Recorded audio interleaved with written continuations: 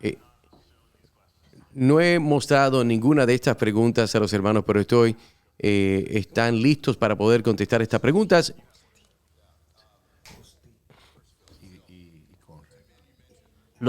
Phil, los dos hombres que mencionaste ayer que estaban esparciendo herejía cristológica. Bueno, los dos murieron. Te iba a preguntar sobre la disciplina de la iglesia. No, los dos ya pues se fueron. Ellos pasaron por un proceso de disciplina y los confrontamos enseñando y le preguntamos, mejor dicho, le dimos verdad, una alerta que si continuaban enseñaban eso en Grace Church, ellos serían disciplinados y estaban amenazados sobre eso. Uno de ellos sencillamente no podía mantenerse callado y él dice, bueno, yo no lo mencioné, ellos me preguntaron. Y después de como 4 incidentes, los ancianos le habían pedido que por favor parara de volver. Él tenía una esposa que le extrañaba el compañerismo. Después de un año fui a los ancianos y hice una apelación al caso. Bueno, si tú regresas, tienes que prometer estar propagando esta perspectiva. Y él sí paró. Entonces los ancianos obviamente tornaron la decisión que habían hecho. Había regresado como por 1 año y medio y después se había enfermado y después murió.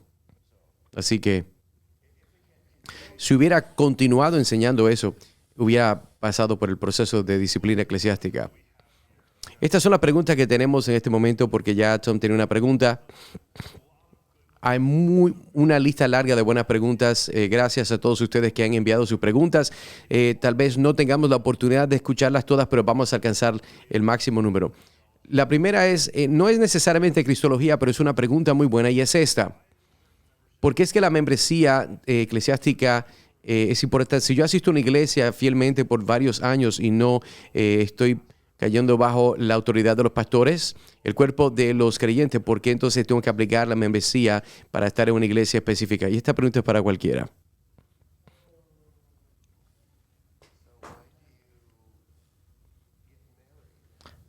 ¿Por qué te casas con tu esposa? Ustedes se hacen compromisos el uno al otro como quiera. Porque Dios quiere. Eso es algo basado en compromiso. Ese es el fundamento. Cuando vienen los problemas, no sales corriendo. Cuando no tienes un compromiso con la membresía, lo que ocurre es que fácilmente puedes irte a otra iglesia o a otra persona.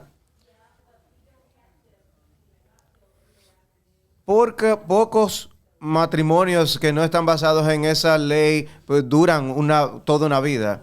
A menos que esa iglesia esté metida en herejías, tú estás comprometido con esa iglesia.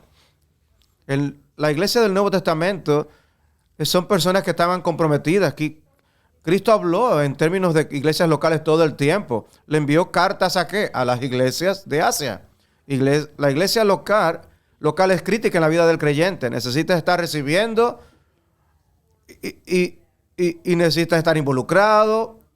Debe ser parte de tu vida. Y en un sentido, no quiero exagerar esto, pero tú estás casado con una iglesia local. No quiero exagerarlo. En términos de tu compromiso con tu alma.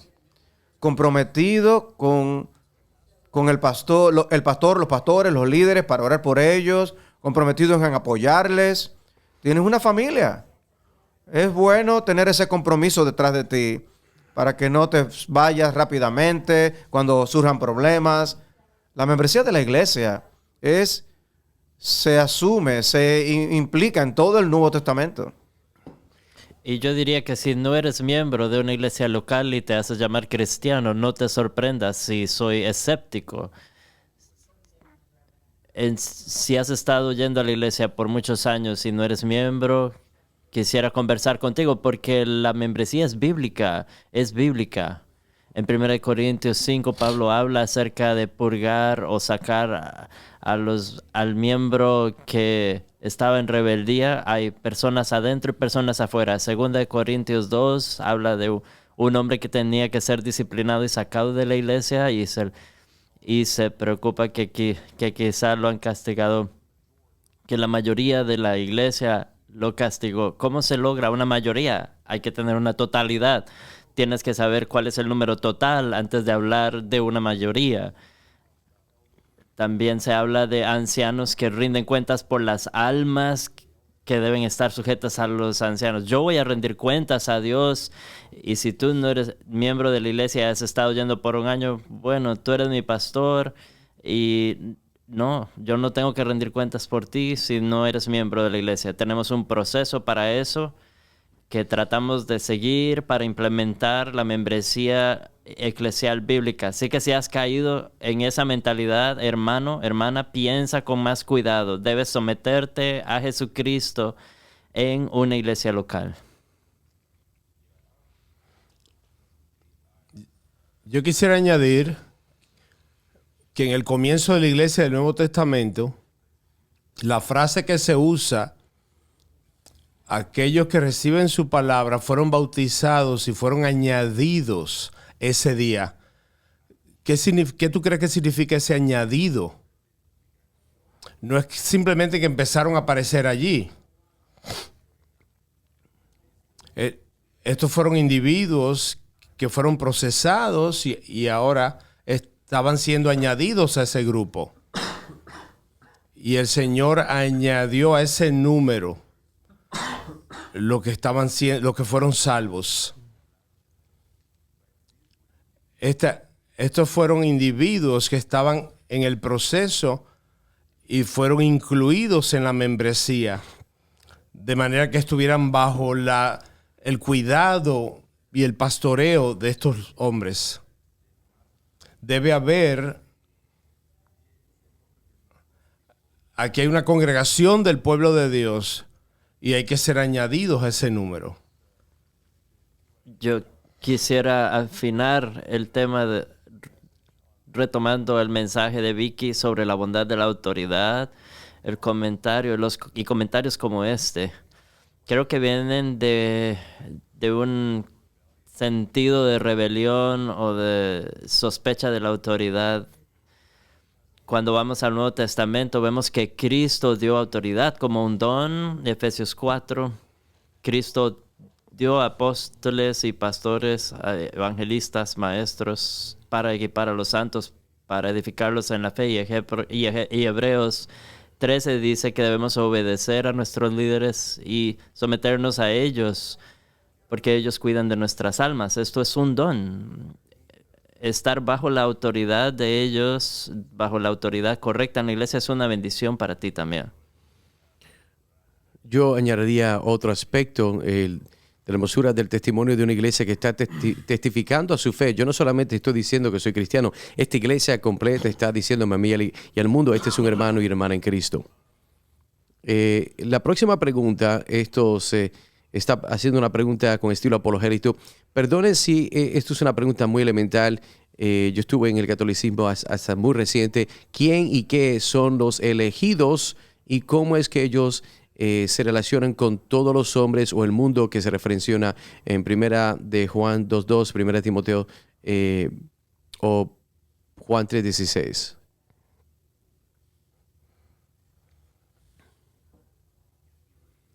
Me miran a mí.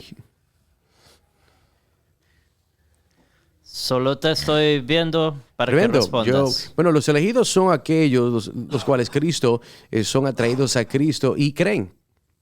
Es tan sencillo como eso. Antes de la fe, tú no sabes si una persona es elegida o no. El evangelio debe de ser predicado sin discriminación y todos son invitados a venir, pero todos, usted conoce a los elegidos porque ellos son los que responden en fe. ¿Cuándo los elegidos son elegidos? ¿Cuándo se convierten en elegidos? Bueno, ellos fueron escogidos antes de la fundación del mundo. Así que pero solamente Dios sabe quiénes ellos son hasta que responden. ¿Por qué los elige Dios? Él los escoge porque los ama y no es porque hay algo bueno en ellos, sino es la voluntad de Dios. Pero esa elección no te haría orgulloso, no te enorgullecería. Mira, yo soy elegido. Yo no conozco algunas personas elegidas que parecen orgullosas, sí.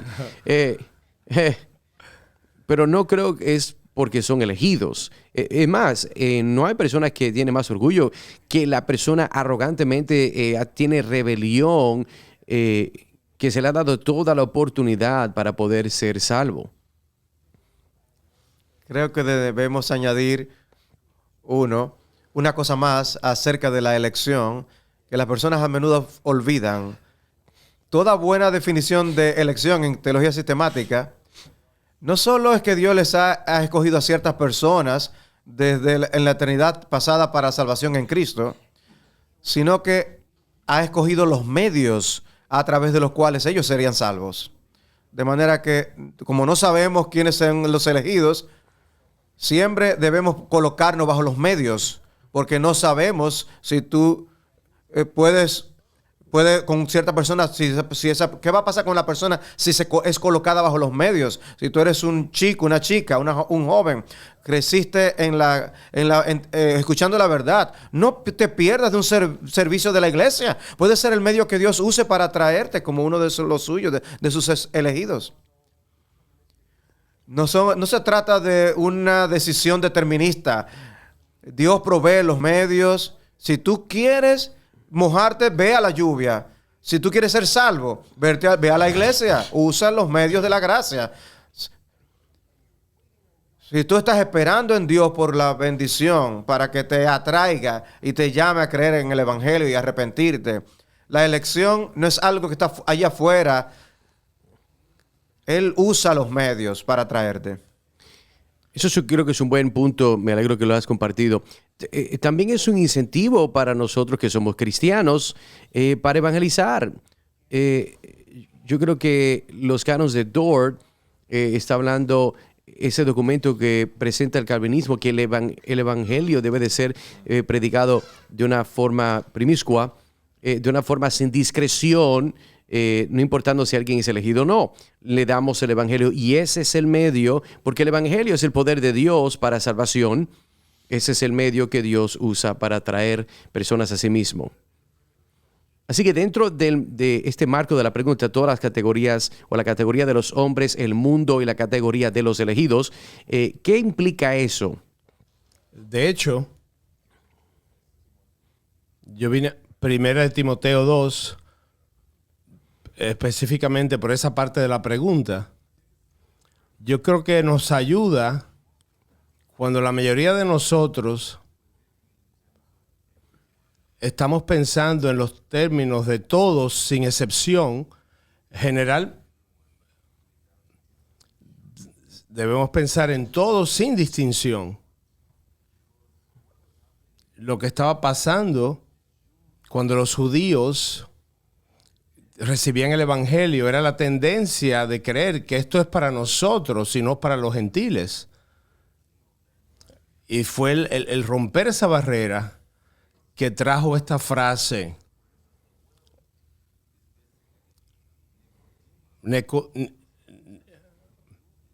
A Nicodemo se le dice, no es para ti nada más, es para los gentiles también.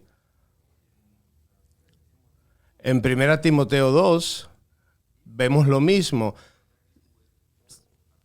Si tú ves cuando dice todos 3 o 4 veces, sin excepción, estás en problemas.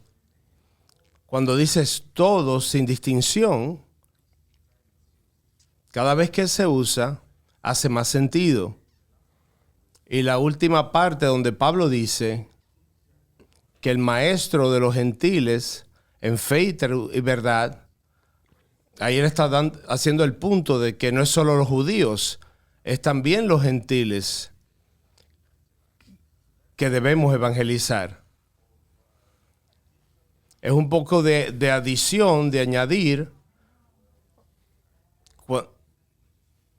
cuando pensamos en estas cosas en el Nuevo Testamento. Esta próxima pregunta, hay muchas conversaciones de poder ingresar a la conversación pública en lo que es el nacionalismo cristiano, y vengo de un segmento que no creemos que tenemos que involucrarnos mucho aparte de la evangelización.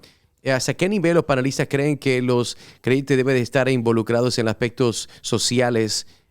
¿Hasta qué nivel los cristianos deben estar envueltos en asuntos culturales y políticos?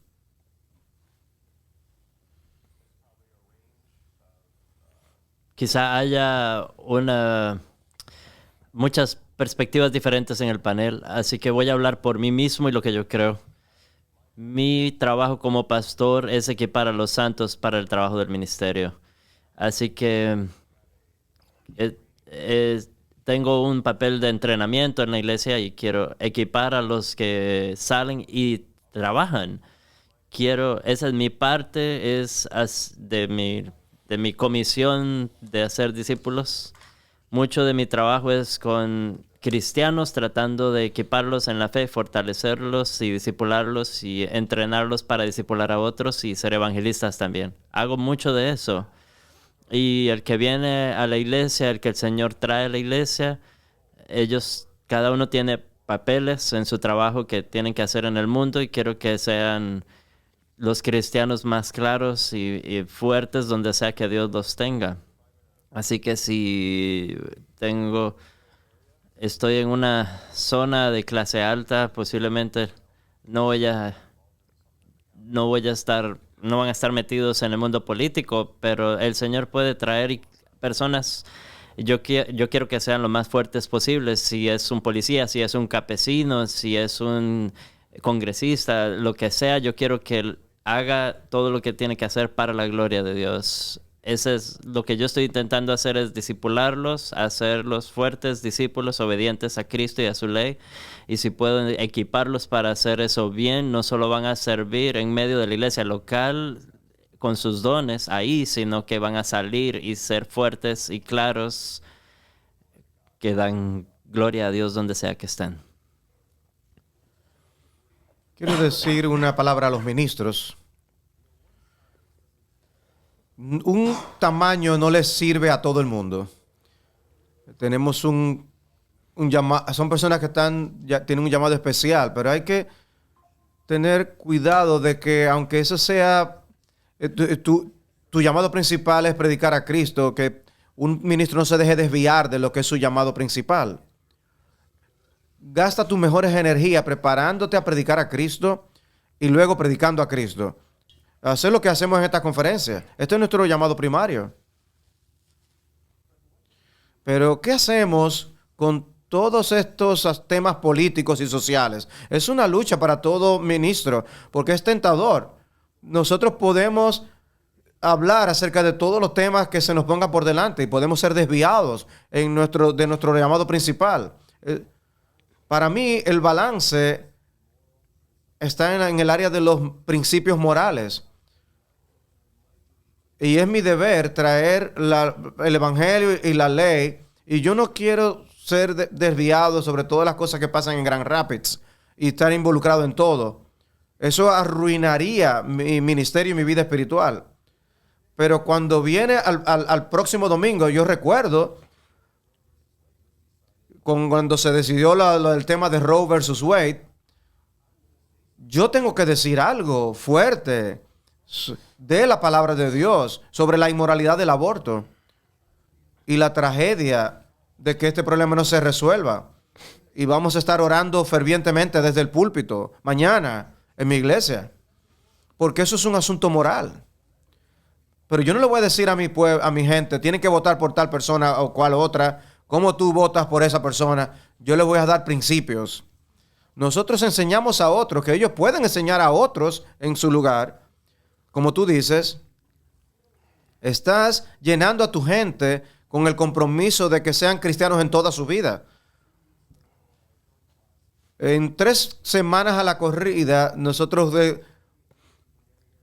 yo no puedo ser un guardador de los hijos en todas las facetas de la vida. Necesitamos cristianos que sean maestros en las escuelas públicas. Necesitamos cristianos que influyan. Y a través de la predicación del evangelio, nosotros enviamos esto y los dispersamos. Ellos van y hacen el trabajo político y social que se necesita. Creo que mucho tiene que ver con la providencia de Dios. Somos pastores, yo soy pastor. Y a veces me encuentro en los últimos 5 años en asuntos políticos en los que podría nunca haberme metido y estaría feliz, pero Dios quiso ponerme ahí. y nos da una oportunidad de hablar del Evangelio. El año pasado nos llamaron de NBC para hacer una entrevista conmigo y yo dije, sí, claro, vengan, entrevístenme. Y afortunadamente nosotros lo grabamos tanto como ellos. Y cuando ellos lo lanzaron, ellos la cortaron y me hicieron hacer preguntas que él no hizo cuando estábamos hablando.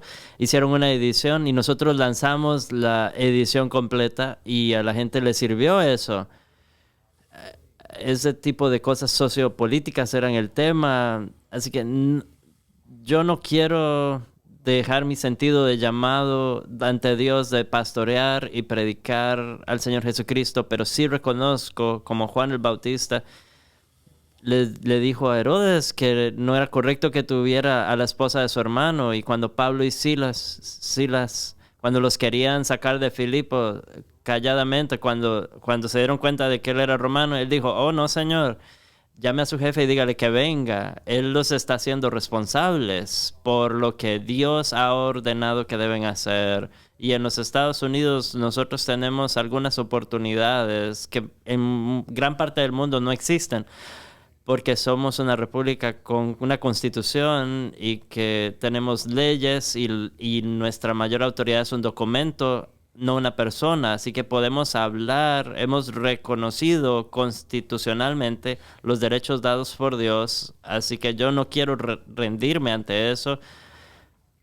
Hay gente en nuestra iglesia que han llegado llorando porque se les ha obligado a hacer cosas con su cuerpo, con una vacuna o al hacer ciertas cosas o perder sus trabajos.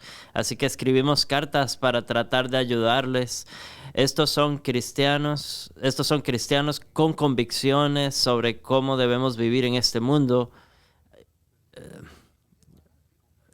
Gente de otras iglesias me contactaron diciendo, nuestros pastores no nos van a escribir una carta de excepción.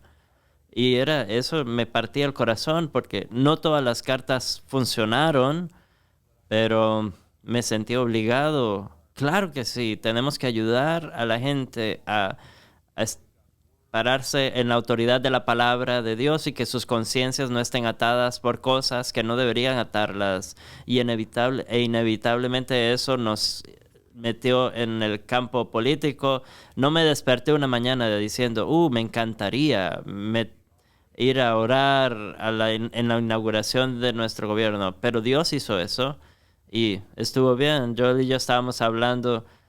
Dijo algo que yo he dicho 100 veces. Si el Papa me llamara a predicar al Vaticano, yo iría, claro, predicaría sobre la justificación por fe. Yo creo que la providencia tiene una parte importante que jugar. Hay principios que cada uno de nosotros predicamos y llamamos a la gente a practicar. Y yo estoy agradecido de tu punto de vista, de tú ser quien eres. Tú siempre has sido.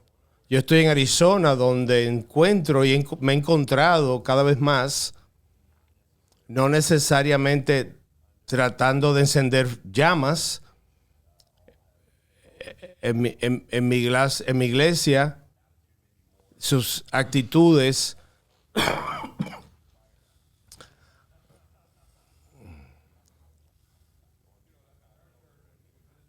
cuando llegan visitas, dice, ¿tú tienes un arma? Y ellos les preguntan, él dice, no, le preguntan, ¿quieres una? Ahí es que estamos nosotros. He estado pastoreando gente que están lejos de la línea,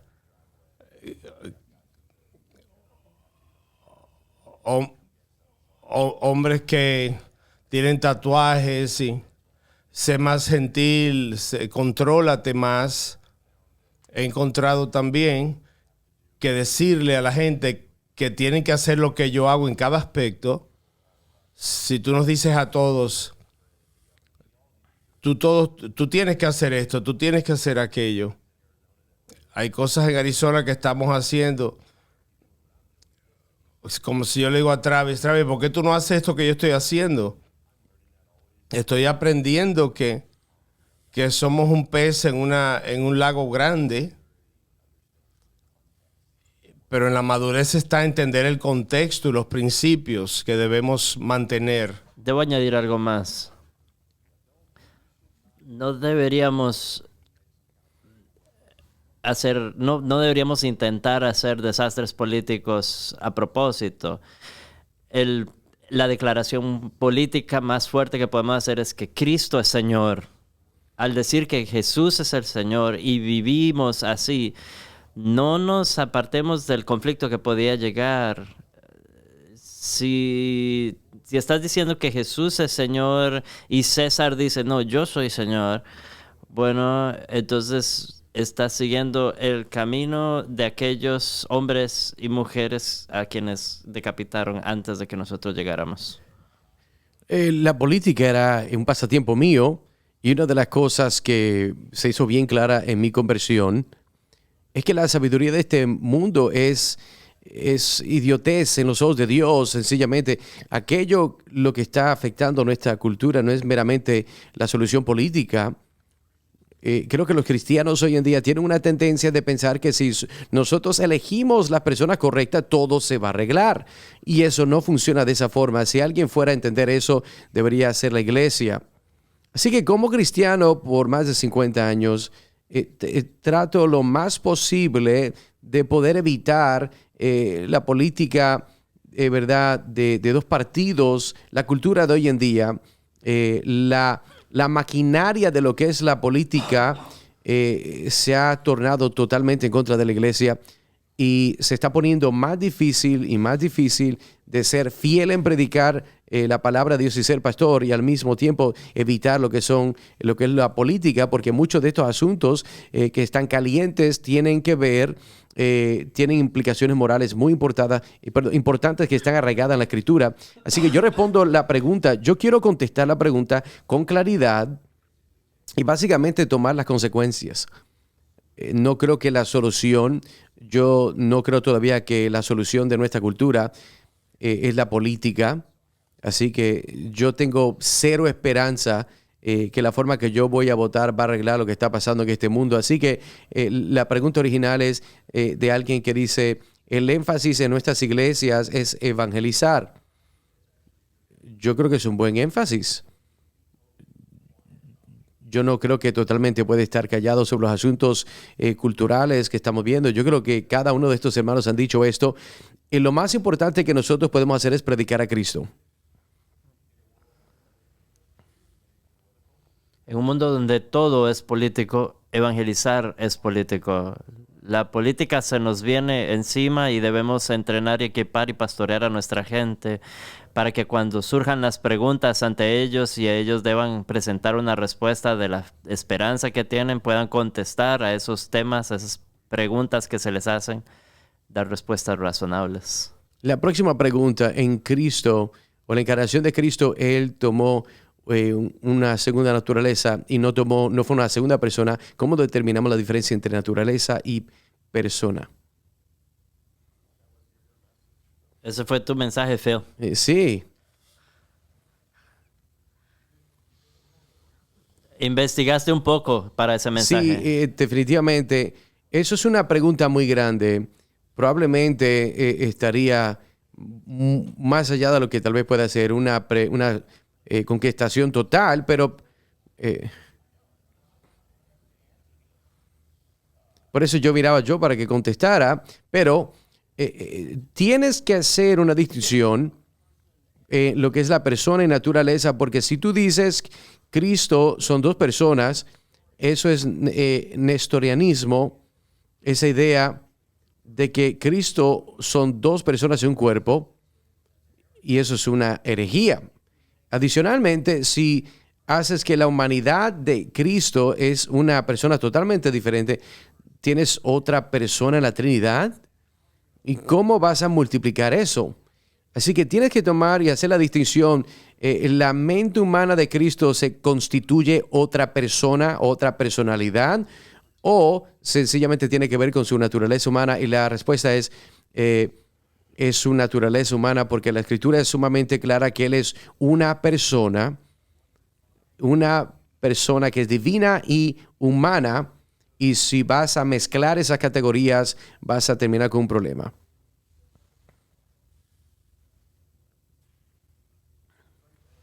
Fundamentalmente es incomprensible para nosotros como la Trinidad. La Trinidad, una naturaleza divina, 3 personas.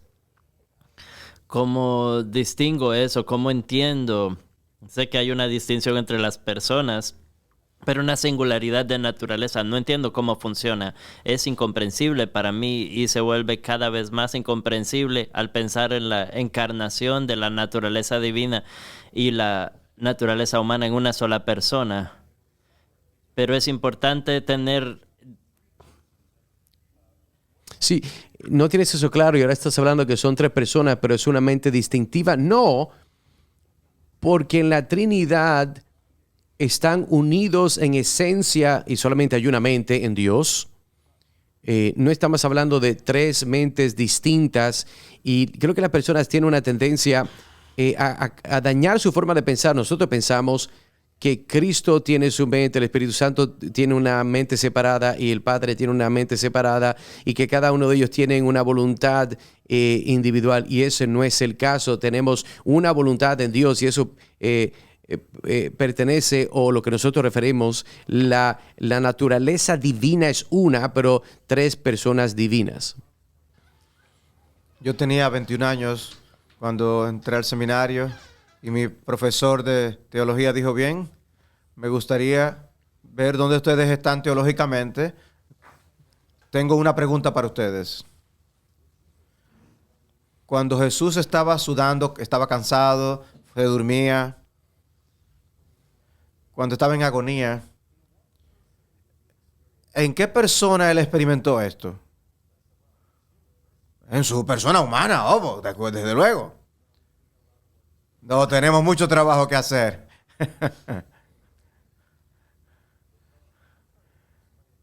Yo trato de explicarlo a mis estudiantes de secundaria. Digamos que tú tienes la deidad de Cristo aquí y la humanidad es asumida en su persona divina, pero no penetra dentro de la persona divina. Está conectada, no está separada, pero tampoco está mezclada con. En ese punto, vamos donde tú vas. ¿Cómo tú entiendes esto?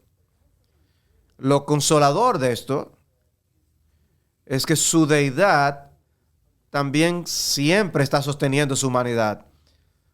Su deidad da la razón a que crezca tu seguridad de salvación, porque no puede pecar porque es Dios.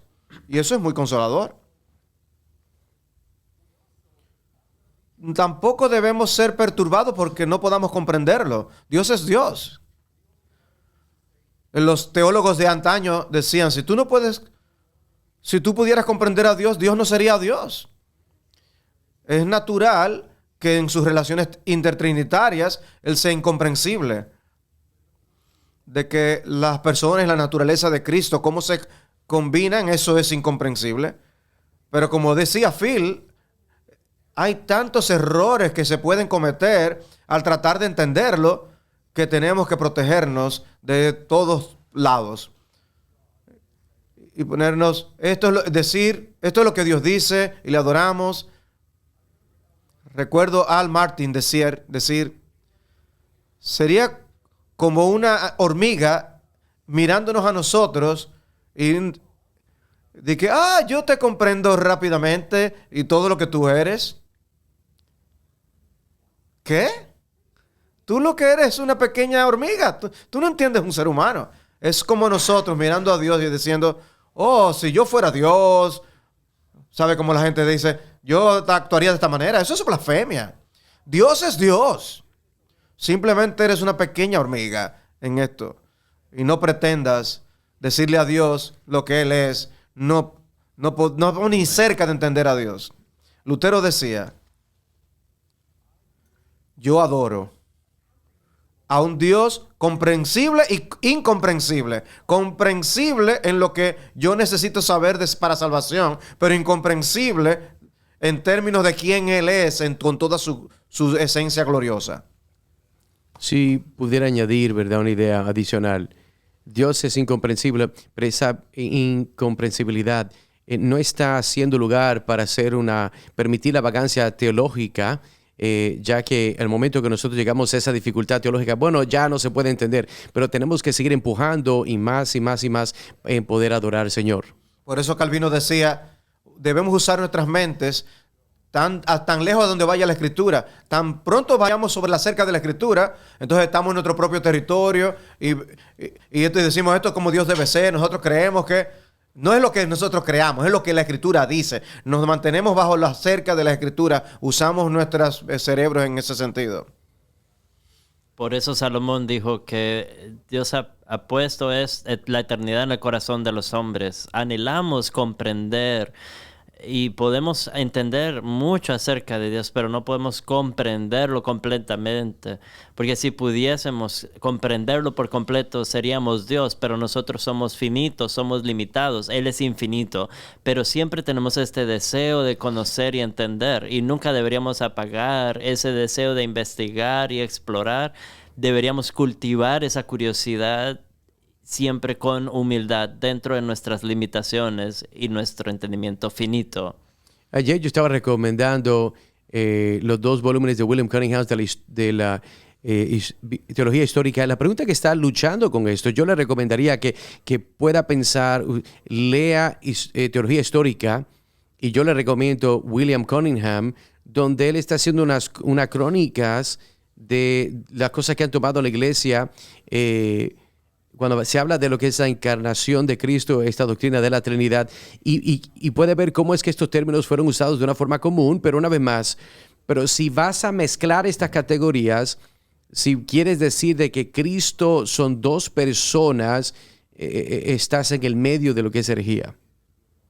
En su libro sobre la Trinidad, Agustín dice que lo escribo no porque lo pueda explicar, pero lo hablo para no quedarme callado.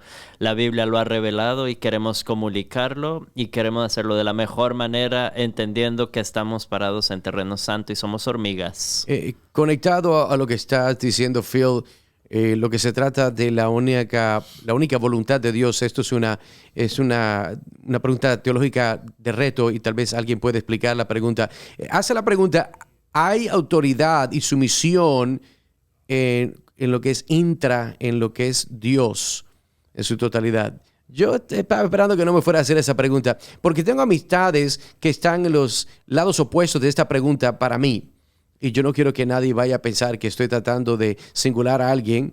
En mi opinión, no. Cualquier tipo de subordinación que usted va a inyectar en lo que es la Trinidad te va a llevar en problemas, y no es decir de que todo el mundo y esto es un debate actual, como muchos de ustedes saben, yo no estoy sugiriendo que todos que están diciendo que hay un sentido donde el Hijo eternamente es subordinado al Padre, no estoy diciendo eso es una herejía, de que no lo veo como cristiano. Sí estoy diciendo, yo creo que es una situación peligrosa o suficientemente errónea en las generaciones que siguen, y las personas que han sido enseñados y creen esa idea y van a envolverse en herejía.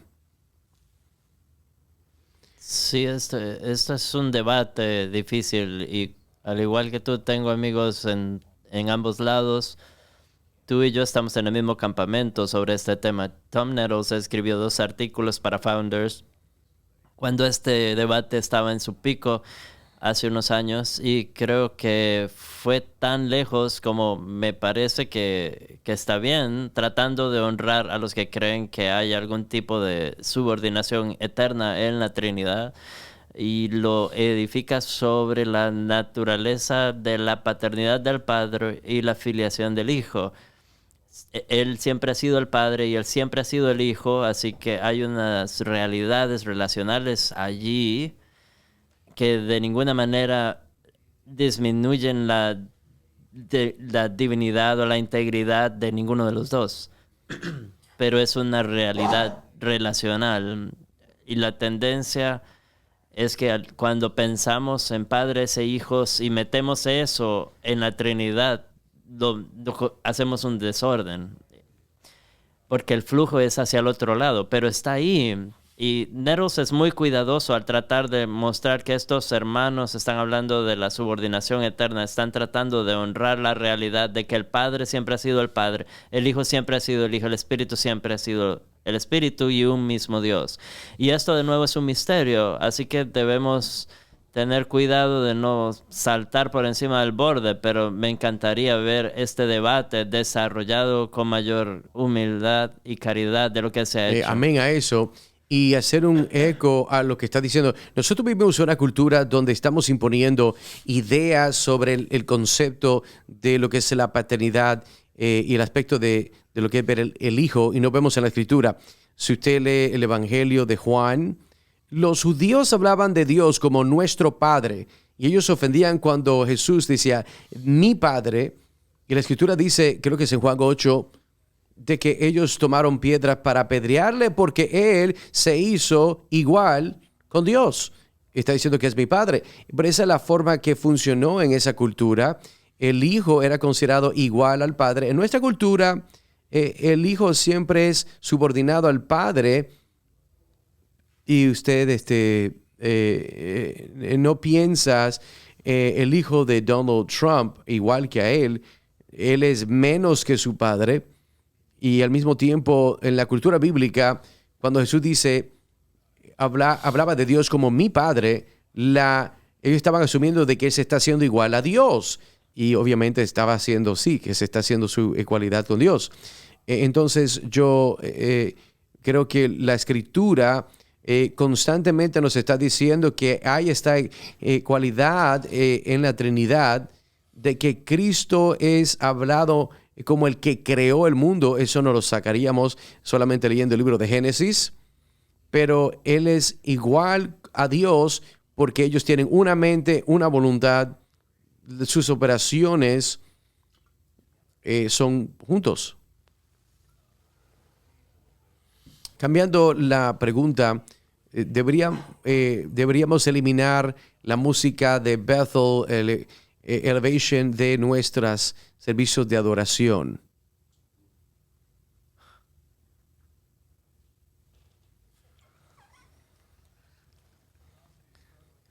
A Costi, él todavía no ha hecho eso, entonces está batallando. Hemos tomado una posición en cuanto a este tema. Yo he dicho con frecuencia que mis convicciones no tienen que ser las órdenes de los demás. Hay iglesias fieles que cantan canciones diversas, que son teológicamente sólidas.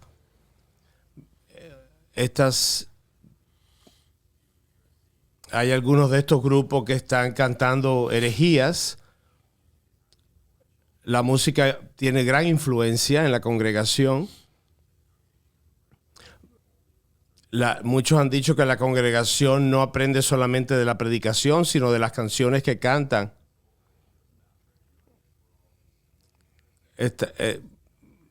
Hay mucha confusión. Hay mucha confusión en cuanto a estos temas de las canciones y lo que ha dicho Bill Johnson. Han dicho que la música es como su portal para llegar a una generación, de manera que es su instrumento que ellos usan. Yo he tenido discusiones con hermanos sobre este tema. Mis amigos cercanos hablando sobre este debate. He sabido de pastores que se han molestado cuando han oído que alguien se va a ir de la iglesia por el tema de la música. Hay ovejas que tienen problemas con este tema. He tenido buenas discusiones sobre este tema. Y aún me han acusado de querer robarme ovejas. De esas conversaciones han añadido un proceso que tú puedes hacer lo que quieras. En la cultura de hoy, donde los cristianos consumen mucha media, la, la gente es más, discierne mejor y los pastores deben entender eso. Hay muchas preguntas hoy, en el día de hoy son más demandantes. Hay pastores que toman una posición que dicen, no, yo no me meto en esas. Hay que tener respuestas para esas preguntas. Algunos dicen que eso no es importante y eso no es suficiente, eso no está bien. Yo creo que las iglesias deben tener a cierto nivel una respuesta, un entendimiento. Yo no estoy diciendo que cada cosa que tú hagas y que no puedas ir a un restaurante que el dueño es un incrédulo.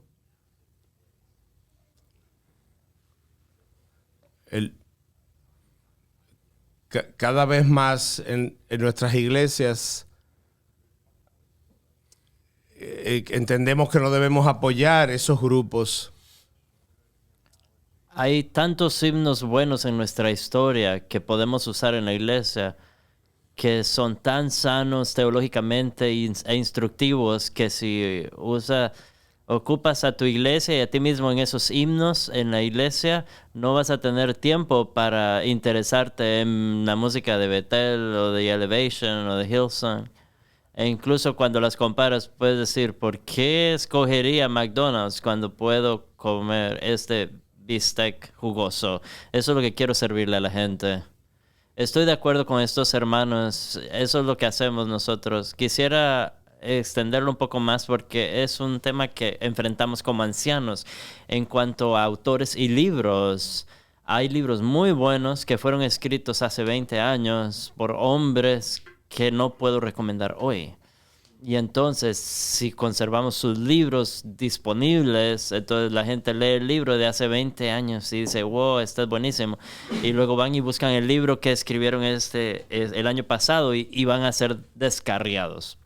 Así que típicamente vamos a eliminar los libros y solo los vamos a dar con discreción a gente con mayor discernimiento. ¿Ustedes qué hacen? Conrad, ¿qué hacen ustedes? Yo estaba procesando esto mientras hablaban. Hay dos cosas que me gustaría mencionar. Una,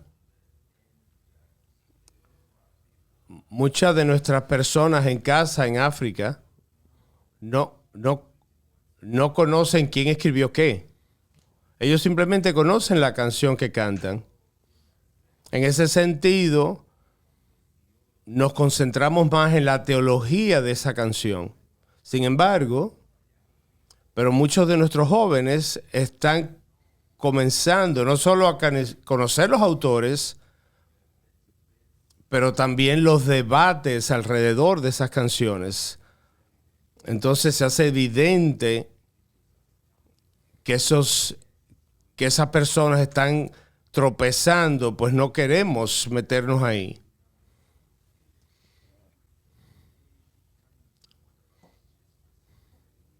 Tenemos uno de nuestros ancianos que es muy musical. Él es el guía seguro que asegura, que guarda, que nos estemos moviendo en la dirección correcta en el área de la música. Y eso nos ayuda mucho a la congregación. Finalmente, simplemente alguien dijo que cuando el diablo fue sacado del cielo y que cayó en un coro, todo ese reino de música y adoración muchas veces acaba en esa área gris en vez de blanco y negro. Entonces hay que darle un poco de espacio. Yo creo que esta sería la última pregunta para este panel en esta mañana. Está conectado con este tema de la autoridad de Cristo. ¿Cuál es la diferencia entre el reino como el Dios soberano antes de la encarnación y su reino como el Dios soberano después de la encarnación? Es obviamente un poquito difícil también. Mi mente todavía está en la pregunta de la música. Siempre estaba pensando que si ustedes todos hacen se hacen todo lo que nosotros hacemos, cantaríamos solo salmos. ¿Puedes repetir la pregunta, por favor? ¿Cuál es la diferencia entre Jesús y su reino como el Dios soberano antes de su encarnación y su reino como Dios soberano después de su encarnación?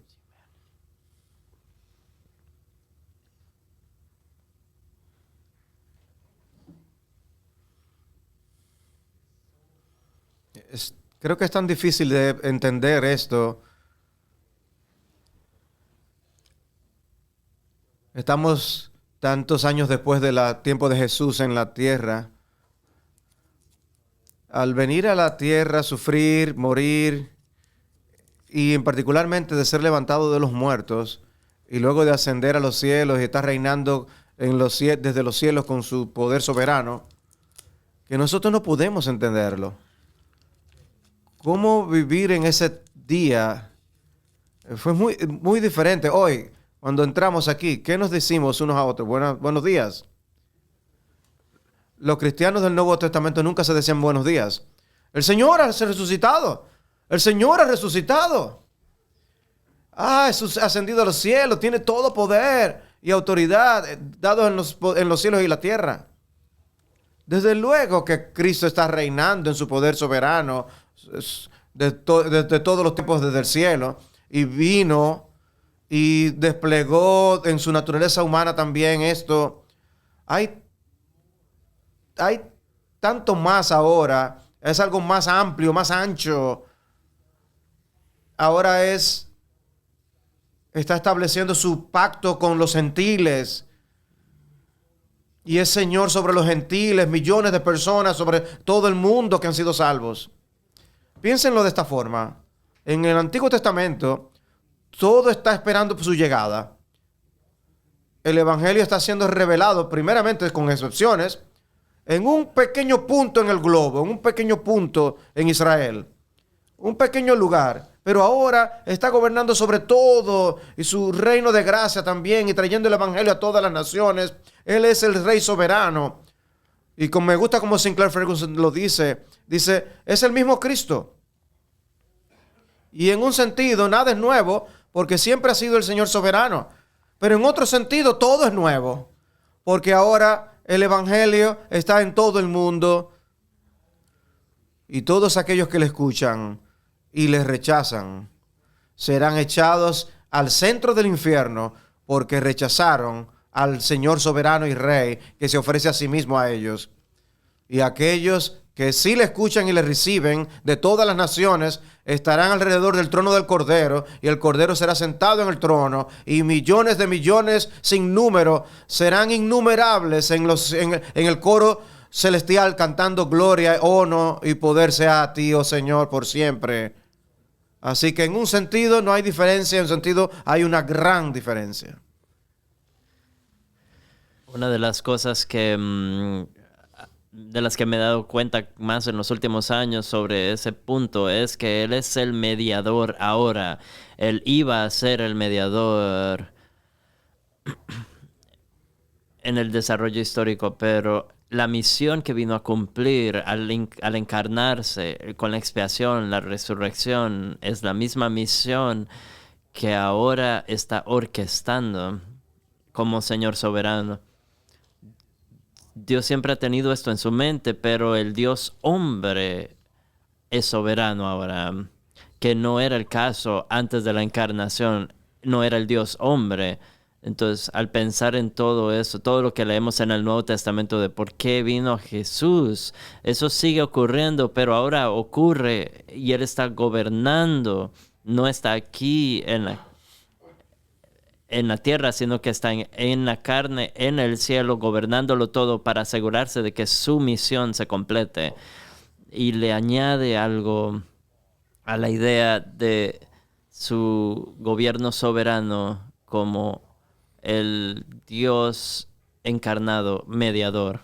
Podemos decir que en toda la historia, incluyendo la eternidad futura, en un estado de 3 pasos, antes de la encarnación, es una edad de no todavía. Ahora estamos en el ahora todavía no. Y cuando Él venga en las nubes y entremos a la eternidad, como creyentes, estaremos en el ahora, donde ya no hay una etapa de ya no más. En donde ese poder soberano se manifestará mucho más todavía de lo que ha sido hasta el día de hoy. Bueno, queremos darle a los panelistas un aplauso y darle gracias. Gracias, hermanos.